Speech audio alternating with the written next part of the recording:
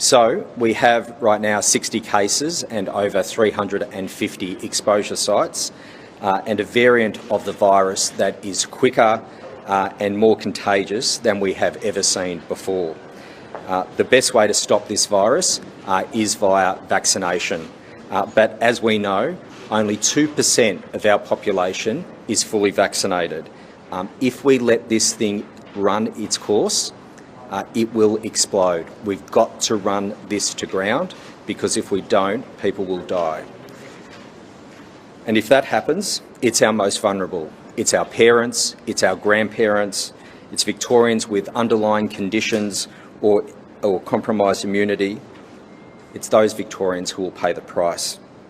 In the end, this is about saving lives. It's why, on the advice of the Chief Health Officer, Professor Sutton, the current restrictions remain in place for Melbourne for a further 7 days, with some small changes. So I'll take you through those now. From 11:59 p.m.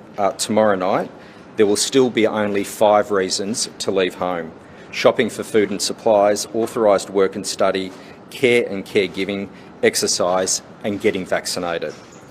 People will be able to travel a little bit further for exercise and shopping with an expanded 10-kilometre radius.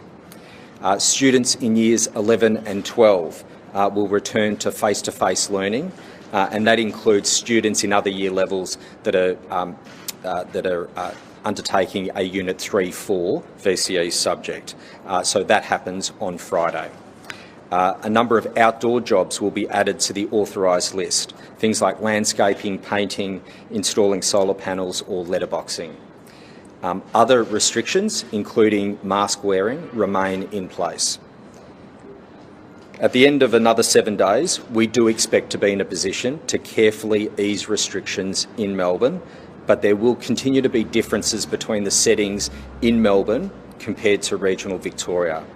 So I want to be upfront with people that even if all goes well, we won't be able to have people from Melbourne travelling to regional Victoria during the Queen's Birthday long weekend. The risk of exporting this virus is just too high. We do want to ease restrictions in regional Victoria, and in a moment I'll take you through our plan to do that. However, with wastewater detections in Bendigo and Axedale, and new exposure sites in Anglesea and Northern Victoria, we are in the process of urgently testing or retesting a number of people who may have been exposed. That work is happening today, and the public health team will work their hardest over the next 24 hours to make sure we have all the information we need to proceed with the easings of restrictions in regional Victoria from 11:59 p.m. tomorrow night. So I'll take you through those now. Restrictions in regional Victoria are proposed to ease as follows. The 5 reasons to leave home will be removed, and there'll be no limit on the distance you can travel from home.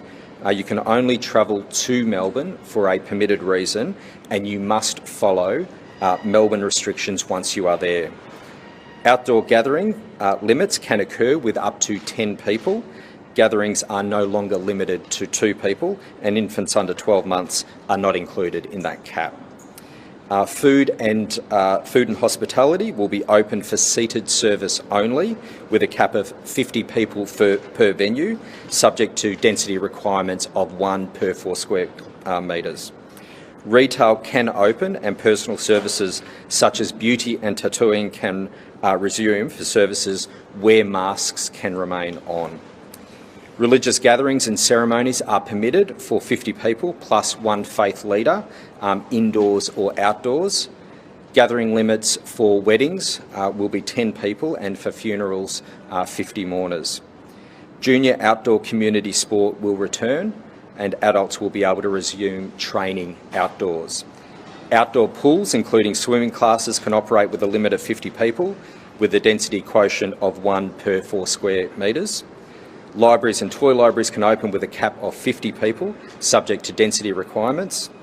Outdoor seated entertainment, so that's seated and unseated, will have a patron cap of 50 people, or 50% of the venue's seating capacity, whichever is lower. We've also seen previous examples of people who left Melbourne, broke the rules and took the virus with them. We do not want to see that happen again. particularly with this variant of concern that is this outbreak.